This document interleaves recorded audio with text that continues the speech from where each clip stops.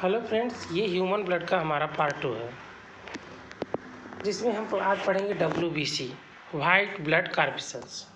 श्वेत रक्त कणिकाएँ अमीबा के आकार की होती हैं, अर्थात इनका कोई निश्चित आकार नहीं होता, ये किसी भी के आकार की हो सकती हैं।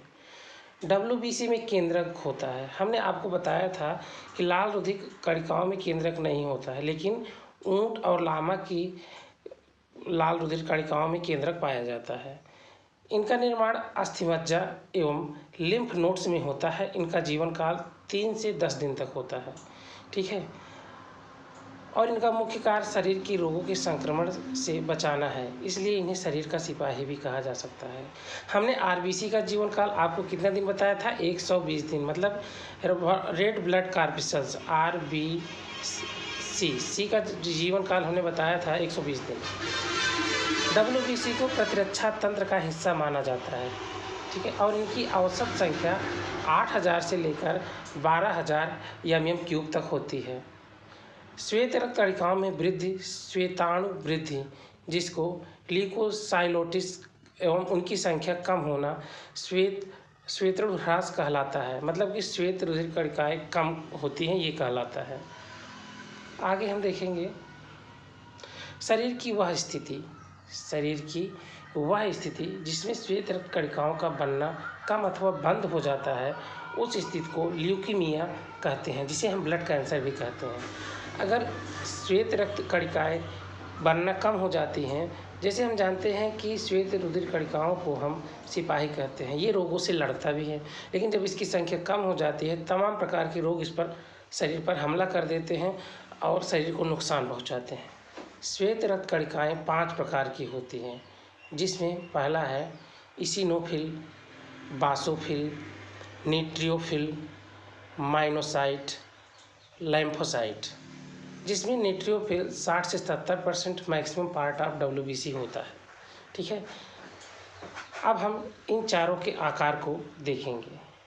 जैसे कि चित्र में आप देख रहे हैं, ये है न्यूट्रोफिल, ये है बासोफिल, ये है इसिनोफिल, और यह है मोनोसाइट, और यह है लिम्फोसाइट। न्यूट्रोफिल्स कणिकाएँ रोगाणुओं तथा जीवाणुओं का भक्षण करती है एवं घाव को भरने में सहायता करती है। मोस्ट इम्पॉर्टेंट क्वेश्चन है फ्रेंड्स, ये चीज़ें आपको याद रखनी चाहिए।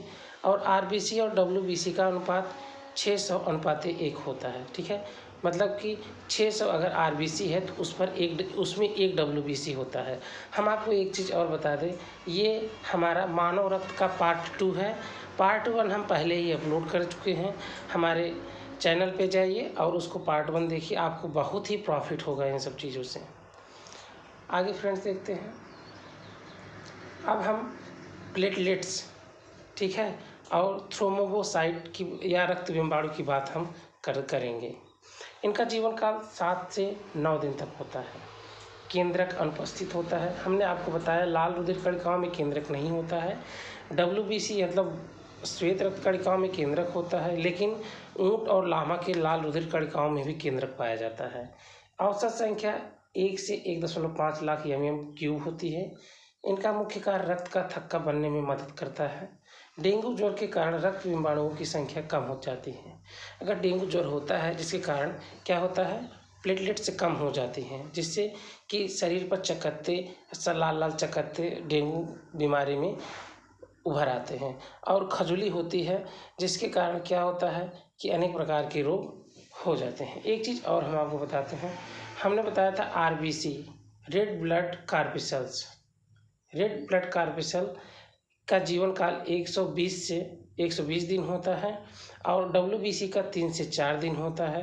और RBC की कमी के कारण कौन सा रोग होता है? मलेरिया, ठीक है। अब हम रक्त के कार्य देखते हैं। Function of blood. ऊतकों अथवा अंगों को ऑक्सीजन पहुंचाना। सबसे पहला रक्त का काम क्या है? ऊतकों अथवा अंगों को ऑक्सीजन पहुंचाना। और दूसरा क्या है? पोषक तत्वों जैसे ग्लूकोज, अमीनो अम्ल, वसा, प्रोटीन, लिपिड आदि को अंगों तक पहुंचाना। तीसरा काम है उत्सर्जी पदार्थों जैसे यूरिया, कार्बन डाइऑक्साइड को शरीर से बाहर निकालना। चौथा काम शरीर का बीमारियों से रक्षण करना। आप जानते हैं WBC को सिपाही भी कहा जाता है, क्योंकि ये रोगों से लड़ता भी है। शरीर का pH मान नियंत्रण रखना, ठीक है। शरीर के तापमान को नियंत्रित करना, का काम ब्लड करता है। शरीर के अंग से दूसरे अंग तक जल का वितरण करना भी किसका काम है? रक्त का काम है। अब रक्त का थक्का बनना, ब्लड क्लॉटिंग। अच्छा, एक चीज़ आपको हम और बता दें, रक्त का थक्का किस प्रकार से बनता है। जैसे आपको घाव लग जाता है तो बराबर खून बहने लगता है और रुकता नहीं है, तो ये है आपका ब्लड का थक्का नहीं बनने के कारण। ये खून रिश्ता ही जाएगा, एक समय के बाद ब्लड का थक्का बनना बंद हो जाएगा, रक्त की कमी हो जाएगी। चलो, पहला है thromboplastin plus prothrombin equal to thrombin. दूसरा है, ये समीकरण है कि रक्त का थक्का किस प्रकार से बनता है। ठीक है, थ्रोम्बिन प्लस फाइब्रोनोजन और इसके बाद ये फाइब्रिन में बदल जाता है। फाइब्रिन प्लस बिम्बाणु, इसके बाद ये रक्त का थक्का बनता है। 3 स्टेप्स है। पहला क्या है?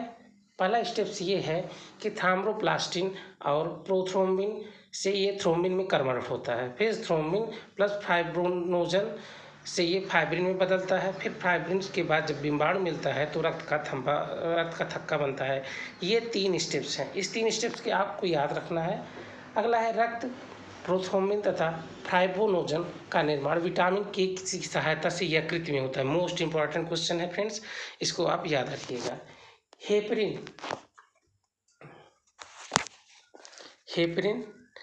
हेपरिन रक्त का थक्का बनने से रोकता है।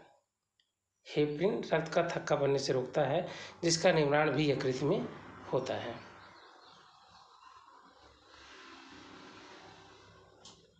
अब हम देखते हैं स्टेज 1, स्टेज 2, स्टेज 3 किस प्रकार से रक्त का थक्का बनता है। फ्रेंड्स, ये देखिए आप स्टेज 1 में क्या है कि platelets attach to the endothelial blood vessel walls. ठीक है, सबसे पहले इसमें प्लेटलेट्स क्या करते हैं? अटैच होते हैं। स्टेज 2 में होता है platelet start to release fibrin. Platelets क्या होता है? फाइब्रिन को रिलीज कर देता है। देखिए ये यहाँ पर फाइब्रिन रिलीज कर रहा है। फिर तीसरा स्टेज में क्या होता है? Fibrin network traps to RBC and completely seals the endothelium. ये जो है देखिए तीसरे स्टेप में ये सीधा ब्लड का रक्त का थक्का बन जाता है, जिससे क्या होता है? रक्त रुक जाता है। अब ये देखिए पहले घाव लगा, घाव में से यहाँ जो है प्लेटलेट्स है, ये देखिए रक्त का थक्का, रक्त बाहर निकलने लगता है। फिर इसके बाद धीरे धीरे ये फाइब्रिन जो है यहाँ पर आता है। फिर ये अपना रक्त का थक्का बनता है। फिर इसके बाद ये क्या होता है? ये पूरा बना देता है। आगे एक देखिए एक कवच बना देता है, जिससे रक्त बनना रुक जाता है। अब हम ब्लड ग्रुप की बात करेंगे।